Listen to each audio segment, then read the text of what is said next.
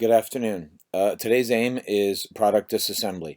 In activity 6.4, you're going to be disassembling the product that you took pictures of and that you described already. If you chose a product that you can't take apart, okay, then you can go ahead and switch. Again, I recommended that you choose something like a pencil or a mechanical pencil or pen, something small, inexpensive, because you may break it when you're taking it apart. All right, but you need to, whatever the part is, it should have at least three different parts to it. Okay, so disassembling or tearing down your product, okay, is a major step in reverse engineering. The goal is to uncover the principles behind how the product works. It's always fun to take a product apart, but nothing is going to be accomplished unless you actually collect data on it. So you're going to have to record data, and you're going to use the product disassembly chart, which you can find in Canvas. That's where you're going to record your information. Our goal is to answer these questions. How do the parts work together or interact? What are good features of the product as well as bad ones? The form and the function. What has caused the product to succeed or fail? Were the materials that were chosen and used appropriate? How was the product manufactured? And about how much would the product have cost? We also want to look at and identify the components and how those components, parts of it, work together again.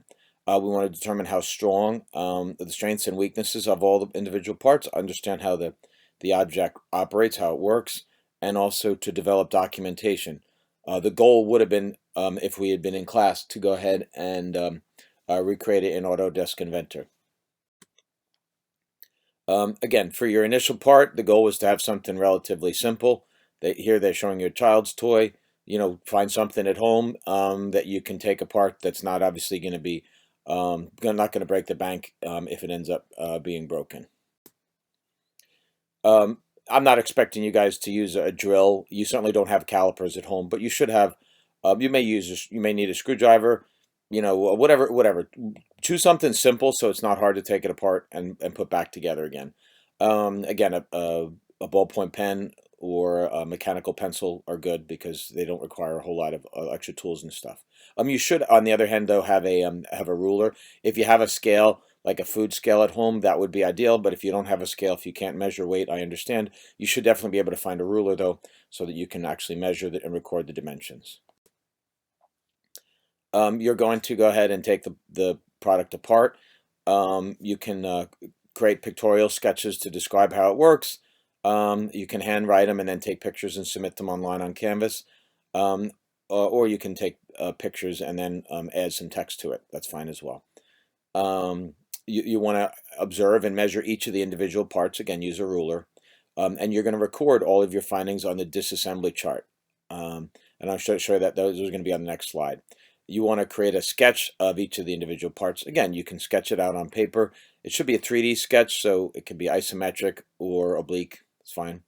But you want it to be a 3D sketch. And you want to compare your hypothesis for how it works to the actual operation. In the last activity, 6.3, you're supposed to guess how the product worked, make your hypothesis. Now you're going to compare you're going to compare your conclusions now with how that with your hypothesis that you made in the last activity. The goal would have been, if we were in school, to create models of each of the parts in Inventor, which we obviously won't be doing at home, but then you're going to also document your findings. This is what the product disassembly chart looks like, and you're going to be able to find that in Canvas on the page for this particular activity 6.4. So the part number just is the first part will be part 1, the second part will be part 2, third part will be part 3, etc. The name, whatever the part is, quantity is how many there are, dimensions, you want to measure those with a ruler and record them. Function, what does that particular part do? What type of material do you think it is? Plastic, wood? If you can figure out what specifically type of plastic, that would be ideal.